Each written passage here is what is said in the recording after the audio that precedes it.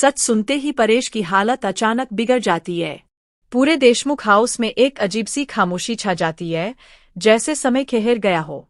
सचिन और सहेली रोशनी के असली चाचा को घर लेकर आते हैं और सब कुछ उजागर कर देते हैं। डर और सच्चाई का यह मिश्रण इतनी तीव्रता से सामने आता है कि हर किसी की सांसें थम जाती है। सचिन देखता है कि परेश की आंखों में अब केवल सदमा और भ्रम नजर आ रहा है।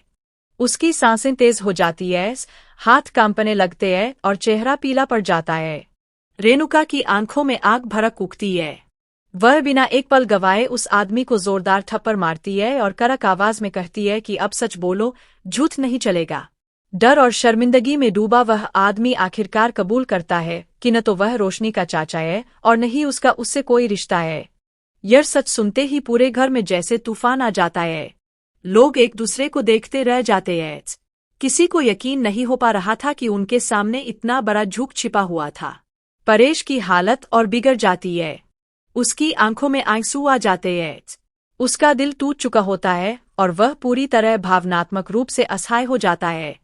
वह कांपती आवाज में रोशनी से कहता है कि मान लो यह सब झूठ है। लेकिन रोशनी कुछ भी बोल पाने की स्थिति में नहीं होती।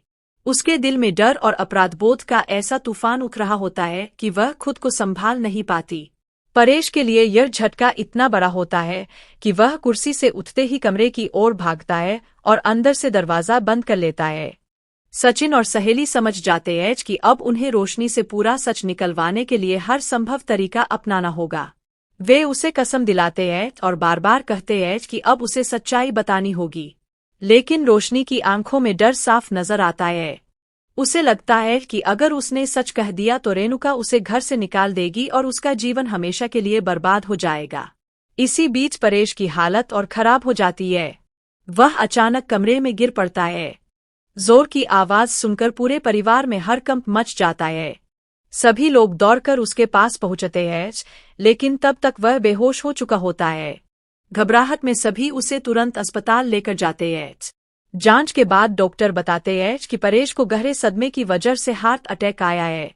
डॉक्टर गंभीर स्वर में कहते हैं कि अगर समय